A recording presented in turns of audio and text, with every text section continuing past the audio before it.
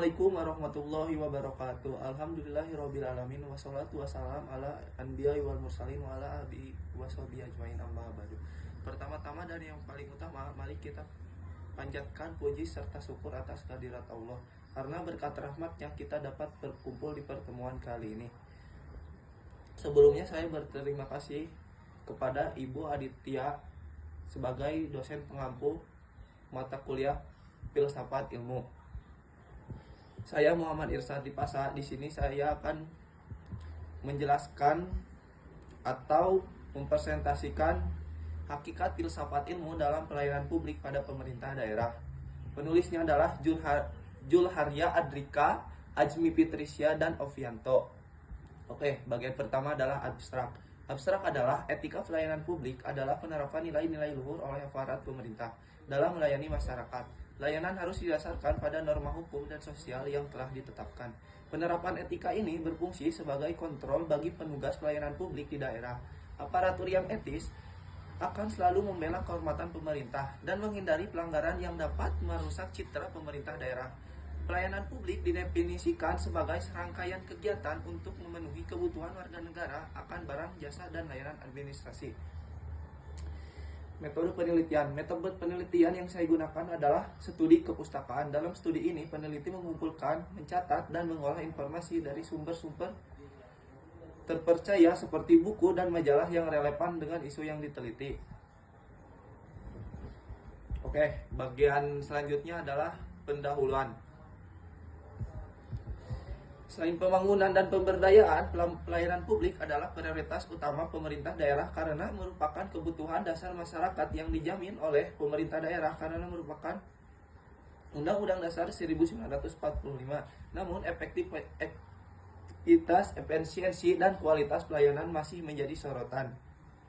Ketidakjelasan masyarakat terhadap pemerintah daerah dan citra ASN. Oleh karena itu, moral, etika, dan yang baik sangat penting untuk menjaga kehormatan ASN di mata masyarakat. Oke, kita masuk ke pembahasan atau isi. Filsafat etika. Filsafat etika adalah cabang filsafat yang membahas, membela, dan merekomendasikan konsep perilaku dasar dan istilah etika berasal dari bahasa Yunani. Etos yang berarti kebiasaan atau adat istiadat. Etika berfungsi sebagai pedoman perilaku manusia dalam berhubungan dengan orang lain, menjaga harkat dan martabat. Menurut Barthes, etika adalah kumpulan nilai norma moral yang mengatur tingkah laku seorang atau kelompok dalam pelayanan publik. Etika diartikan sebagai nilai-nilai yang dapat diterima sebagai pedoman untuk menilai baik atau buruknya suatu aktivitas. Oke, ada pelayanan publik.